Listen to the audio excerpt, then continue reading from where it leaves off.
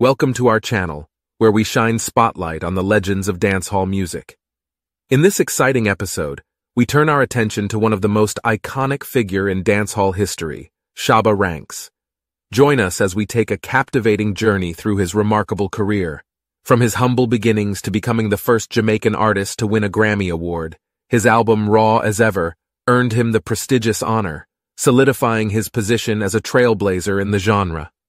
Before we get started, please subscribe, like, comment, and share. Hit the notification for new release and fresh content. Born Rexton Ralston Fernando Gordon on January 17, 1966, in Sturgetown in the country parish of St. Ann, Jamaica.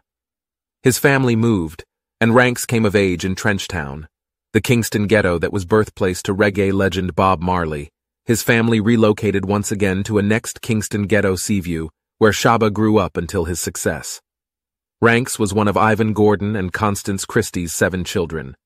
The couple never married, but had joint aspirations that their son would be a pilot or a mechanical engineer. Ranks had other plans, though, and began frequenting tough urban Jamaican dance halls and developing his toasting skills as an adolescent. Ranks was enamored of the Kingston club scene and was inspired by the toasting of DJs such as Yellowman and Josie Wales. He honed his unique throaty rasp and became a leading toaster himself, while studying engineering to please his father. At first, he called himself co-pilot because he worked with a DJ named The Navigator, who spun records while Ranks chatted over them. In 1979, when he was 14 years old, Ranks recorded his first song as co-pilot, Heat Under Sufferer's Feet, which was later released as a single on the Roots Melody label. The young DJ eventually dubbed himself Shabba, after an African king, and Ranks, to imply his high position and deft microphone skills in the world of reggae. Well-known DJ Josie Wales began to take notice of the youthful talent who was shaking up the dancehall scene. In 1987, Wales introduced Ranks to producer King Jammy, who helped Ranks record tunes like Hold a Fresh. None of these songs firmly established Ranks in the Jamaican music scene, so he seized the opportunity to join King Jammy's engineer, Bobby Digital, when he left to start his own label, Digital B, in 1989. That same year, Ranks released his mega hit, Wicked in a Bed, the X-rated lyrics of which contributed to his sexy loverman persona. The song quickly became Ranks's trademark. 2 more hits, Pirate's Anthem and Mr. Loverman, followed, inserting Ranks as a force in popular Jamaican reggae music. Both songs appeared on the album Holding On, made with Coco T and the vocal group Home T4, and produced by Gussie Clarke. But things were just getting going for the up-and-coming international star. Shabba Ranks was destined for greatness. His former agent, Clifton specialist Dylan, helped Ranks create a rock star image with promotional stunts, such as arriving on stage by way of helicopter. Tricks like these, in addition to his high-energy and hypersexual shows, as Sandra Brennan noted in All Music Guide, provoked crowd frenzy and even riots. Ranks pulled some spontaneous stunts of his own, not necessarily intended to boost his reputation. In 1990, he was charged with assaulting a man who expressed a preference for another artist. Ranks was later arrested and held on $36 bail for not showing up on his court date. Dylan looked into cutting deals with American record labels, turning down a 6-figure contract offer from Luther Campbell of 2 Live Crew, before signing Ranks to Epic Records in 1991. Ranks's first album with Epic, as Raw as Ever, was geared towards the R&B market. It was a massive success, being the first reggae album to top Billboard's R&B chart. The album, which includes the Maxi Priest duet, House Call, and the hit tune The Jam with rapper KRS-One, won the Grammy Award for Best Reggae Album in 1991. Ranks repeated the feat the following year, bringing home another Grammy for Extra Naked, in which he teamed up with Johnny Gill and rappers Queen Latifah and Chubb Rock.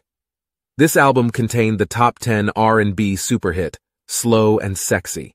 The first DJ to win 2 consecutive Grammys, Ranks was on a roll. In 1992, the song Mr. Loverman also became a hip-hop top 10 hit. In March and April of 1992, Ranks added to his trophy collection by walking away with 6 International Reggae Music Awards and 2 Caribbean Music Awards. That same spring, Ranks and his wife, Michelle, had their first son, Shabba Ranks was destined for greatness. The year 1992 was not a totally smooth year for Ranks, however. After he won his Grammy Award, his house in Jamaica was ransacked. He told USA Today, "I don't want to run away from the ghetto because when I return, they'd turn up their noses. I'll stay there until my God says move." What Ranks lacked in positive press, he gained in controversy due to his notorious support of reggae artist Buju Banton's gay-bashing single, Boom Bye Bye. During an interview on the British television talk show The Word, Ranks was asked about the 1992 release, which advocates shooting homosexual men.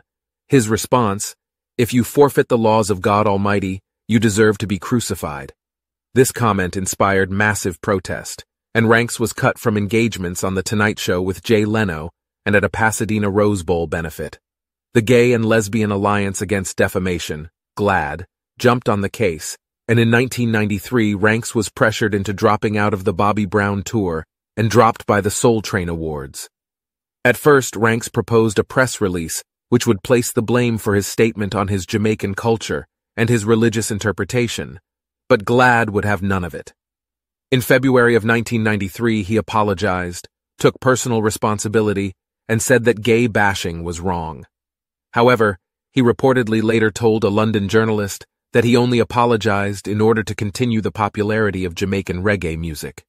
For all his loud, aggressive, and sometimes offensive actions, Ranks can display a soft side. The same year of the Boom Bye Bye scandal, he bought his mother a house in Kingston, Jamaica. As he was quoted by Elaine Louie in the San Francisco Chronicle, "Any kid growing up in the ghetto wishes to buy mama a decent house." Ranks's mother, who worked on buses most of her adult life, bought her first house in 1983, but it had only 2 bedrooms, one for the parents, the other for the children.